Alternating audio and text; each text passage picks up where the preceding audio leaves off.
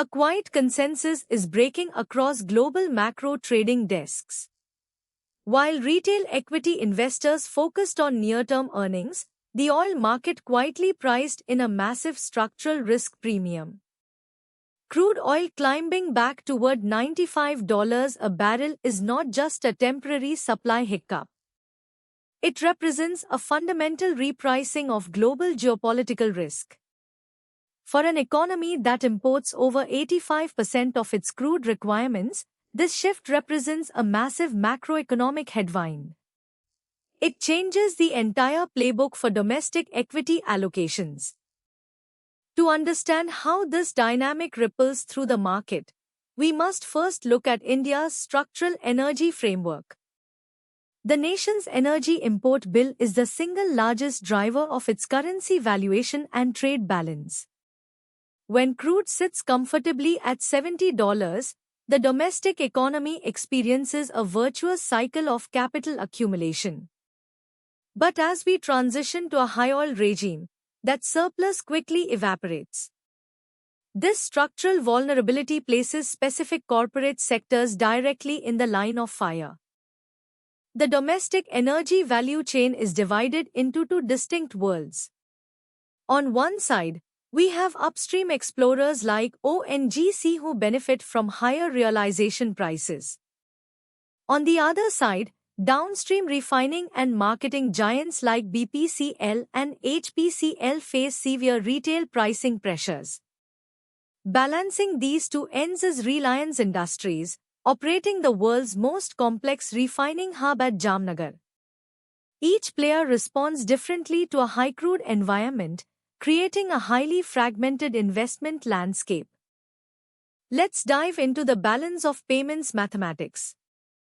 Every $10 rise in Brent crude expands India's current account deficit by roughly $12 billion. This expansion exerts immediate structural pressure on the Indian rupee. As the currency depreciates, it increases the landing cost of all imported raw materials. This creates a secondary wave of inflation. Institutional capital recognizes this cycle early, often triggering preemptive capital rotation out of consumer-facing equities. This macro pressure translates directly into corporate income statements.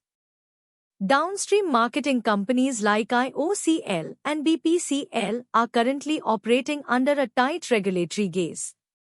When international crude costs spike, these companies cannot easily pass those expenses to consumers at the retail pump. This creates a sudden contraction in marketing margins, turning highly profitable quarters into operational challenges. Institutional investors are closely monitoring these margin compressions as they evaluate forward cash flows. Upstream management teams are taking a completely different capital allocation approach. The leadership at ONGC is focused on aggressive capital expenditure to boost domestic production. High crude prices provide them with the robust cash reserves needed to fund deepwater exploration. However, they must balance this ambition with government windfall taxes. This regulatory overlay means that higher oil prices do not automatically translate into linear profit growth for upstream state-run enterprises. Meanwhile, Reliance Industries management continues to leverage their unique refining complexity. Their Jamnagar facility can process heavy, so crudes that trade at a discount, while selling refined products at global market rates. This ability to capture wide gross refining margins during periods of crude volatility acts as a structural hedge. It allows them to protect corporate earnings even when global supply chains are heavily disrupted. This makes their corporate profile highly resilient compared to pure-play refiners. Now look at how the broader global environment is shaping this trend. OPEC Plus production cuts are successfully keeping global inventories lean. At the same time, escalating tensions in the Middle East have introduced a persistent risk premium to shipping corridors. This supply-side tightness is occurring just as global demand proves more resilient than economists anticipated. This combination suggests that $95 oil may not be a brief spike, but a structural reality. This global friction is fundamentally altering international energy trade routes. Russian crude, which previously flowed freely to European ports, has been redirected toward Asian markets.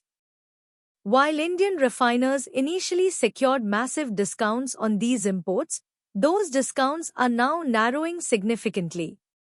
As the price gap between Russian Urals and Brent crude shrinks, the low-cost feedstock advantage that boosted domestic margins over the past year is beginning to fade. This leads us to a bigger structural risk: imported inflation and its impact on monetary policy. When energy costs remain elevated, the central bank is forced to keep interest rates higher for longer. Higher borrowing costs directly impact consumer discretionary spending and elevate corporate debt service costs. This systemic headwind limits the potential for broad equity valuation expansion. It forces institutional allocators to demand higher risk premiums across all domestic assets. Beyond the macro level, specific corporate sectors face immediate margin degradation. Look at the specialty chemicals and paint industries, led by market giants like Asian Paints and Pidilite.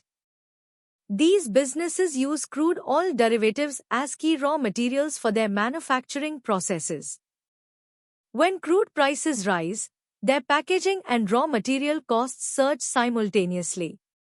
If consumer demand softens, these companies find it incredibly difficult to raise prices, leading to immediate earnings downgrades. So, what changes next for forward earnings visibility? In an extended $95 crude environment, we expect a massive divergence in sector performance. Upstream explorers will likely maintain strong cash generation, supporting their capital expenditure cycles. However, downstream oil marketers will continue to experience suppressed valuations until retail price hikes are permitted. This divergence requires investors to abandon broad index-level optimism and focus on granular, stock-specific analysis. This shifting landscape is forcing a deep valuation reassessment across the entire equity market. Financial institutions and sovereign wealth funds are reallocating capital away from high-beta, energy-sensitive sectors. They are actively seeking refuge in asset-light, domestic-focused sectors like software services and pharmaceuticals. This capital rotation acts as a natural dampener on overall market momentum, even if the benchmark indices appear relatively stable on the surface. Let us look at our tactical framework in this high crude environment.